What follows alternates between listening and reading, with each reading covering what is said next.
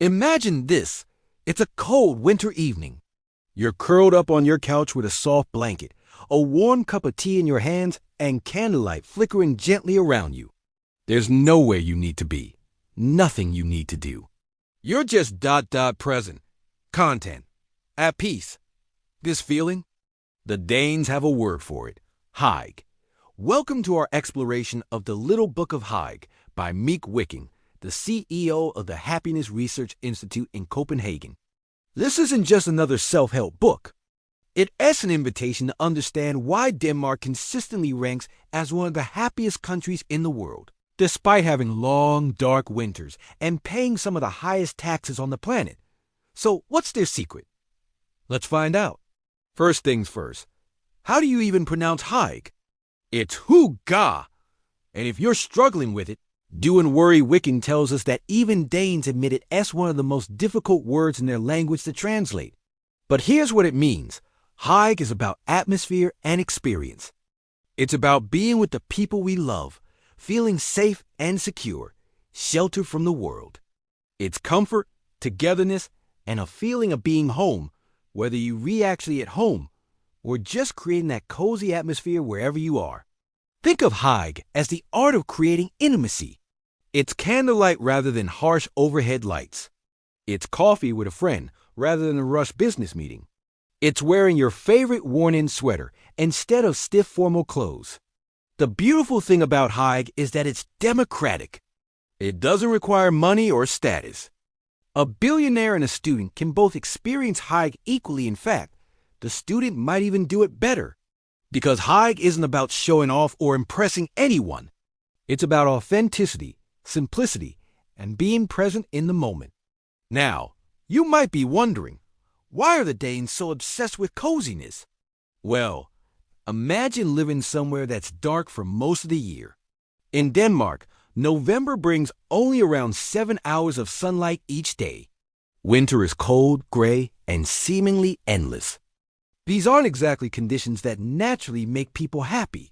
But instead of fighting against the winter, Danes have learned to embrace it. They've transformed the cold, dark months into an opportunity for Hygge.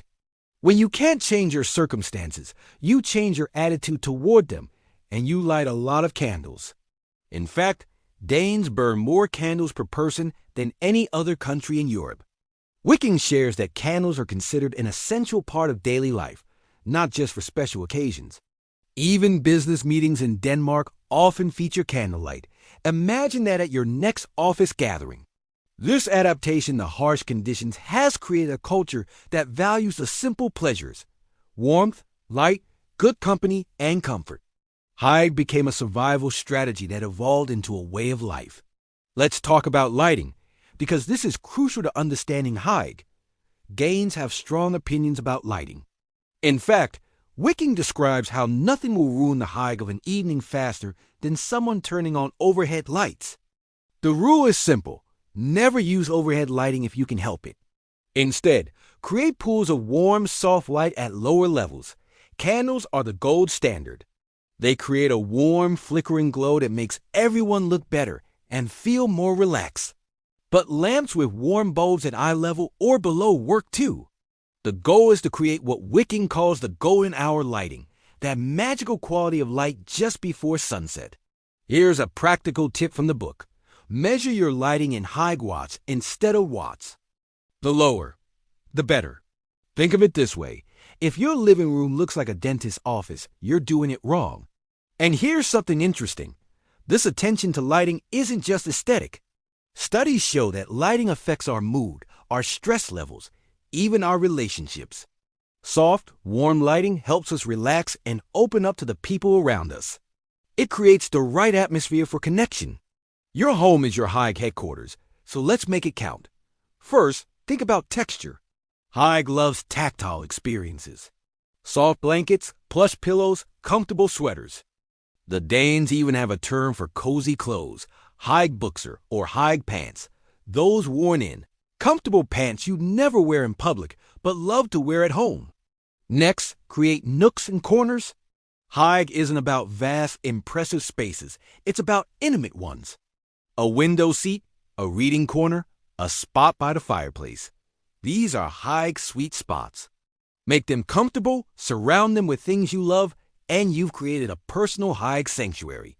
Natural materials matter too. Wood, ceramics, wool, leather, these connect us to nature and feel authentic. Hygge resists the artificial and plastic. It celebrates craftsmanship and things that age beautifully. And here's something Wiking emphasizes. Put away your phone.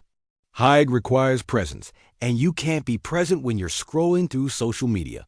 Create phone-free zones or times.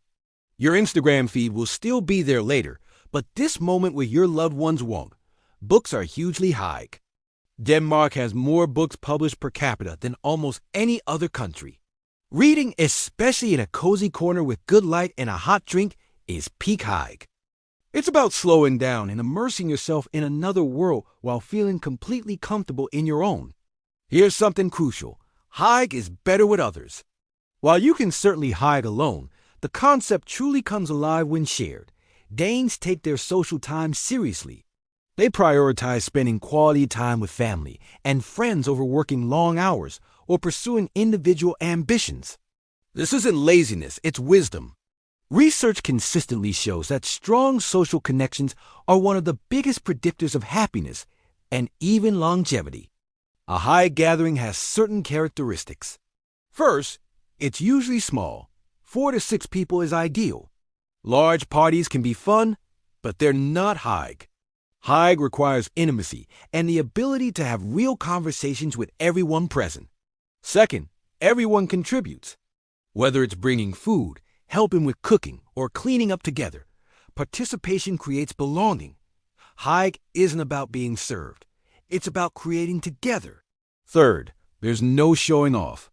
This is so important in Danish culture that they have a word for it, janteloven, or the law of Janti. Basically, it means don't think you're special or better than others. In Hygge gatherings, everyone is equal. You leave your ego at the door. Fourth, there's plenty of food, but it's simple food. We're not talking about fancy, complicated dishes. Think comfort food. Stews, homemade cakes, simple pasta, good bread. The focus is on enjoying the meal together, not impressing anyone with your culinary skills. While winter is prime Hygge season, Wiking explains that Hygge happens year-round. It just changes form. Summer Hygge might be a picnic in the park, swimming in the ocean, or sitting in the garden with friends as the sun sets slowly. Very slowly Danish summer days are long. It's about enjoying the outdoors, the warmth, the light, but still with that sense of presence and togetherness. Christmas is the ultimate Hygge season. Danes go all out. Decorations, candles everywhere, special foods, and lots of time with family. But the Hygge isn't in the fancy gifts or perfect decorations. It's in the traditions, the shared experiences, the time together. Even autumn and spring have their Hygge moments. Fall brings cozy sweaters and warm apple cider. Spring brings the first outdoor cafes and the joy of emerging from winter. Each season offers its own opportunities for creating that warm content feeling. Let's talk about Hygge food and drink, because this is where things get delicious. Cake is absolutely essential to Hygge. In fact, Wiking jokes that Denmark might run on coffee and cake. When Danes gather, there's usually homemade cake involved. It doesn't have to be fancy. A simple chocolate cake or cinnamon rolls will do. The point is that someone made it with care, and now you're all enjoying it together. Hot drinks are Hygge staples. Coffee, tea, hot chocolate preferably in your hands while wrapped in a blanket. The Danes drink more coffee per capita than almost anyone else. It's not about the caffeine rush. It's about the ritual, the warmth, the excuse to sit down and take a break. Comfort food reigns supreme. Stews, soups, anything slow-cooked and hearty. Food that warms you from the inside and reminds you of home. Traditional Danish dishes like frikadeller, meatballs, or smørrebrød, open-faced sandwiches, are Hygge classics. And here's something interesting. Hygge food isn't about health trends or calorie counting. It's about pleasure and satisfaction. This doesn't mean being reckless with your health, but it does mean that when you're having a Hygge moment, you give yourself permission to enjoy that piece of cake without guilt. One of the most beautiful aspects of Hygge is its accessibility. You don't need money to create it. Candles are cheap. A warm blanket can be found secondhand. Tea costs almost nothing. A deck of cards or board games provide hours of entertainment without electricity or fancy equipment. Wiking emphasizes that some of the most Hygge experiences cost nothing at all. Taking a walk with a friend, having people over for simple homemade food, sitting by a fire, playing games, reading together, having long conversations. In fact, expensive and flashy is the opposite of Hygge. A cozy night at home with friends and a pot of homemade soup is infinitely more Hygge than an expensive restaurant where you feel you need to dress up and be on your best behavior. This is partly why Hygge resonates so deeply with the Danish model of society. In a culture that values equality and isn't obsessed with status symbols, the simple pleasures become the most valued ones. So how do you actually bring more Hygge into your life? Wiking offers some practical suggestions. Start small. Light a candle tonight instead of using overhead lights. Make yourself a cup of tea and actually sit down to drink it instead of rushing. Put your phone away for an hour. Create rituals.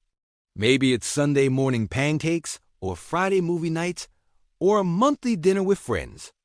Rituals give us something to look forward to and create markers of time that aren't related to work or obligations. Slow down.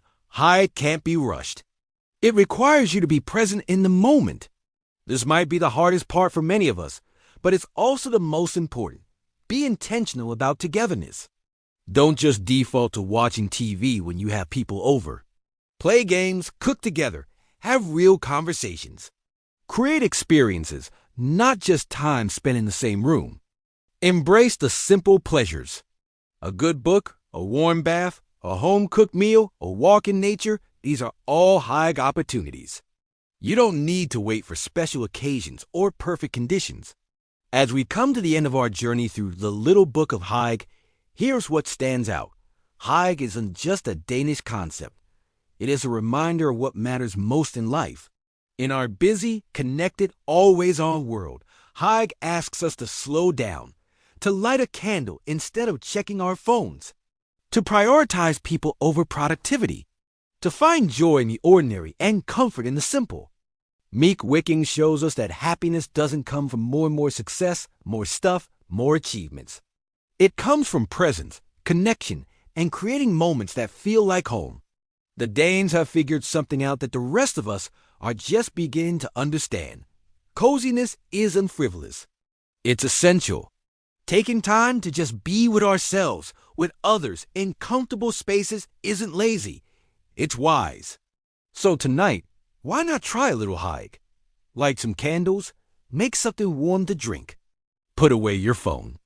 Maybe invite someone over, or just enjoy your own company. Create a little pocket of comfort in your day. Because in the end, Hygge is really about this.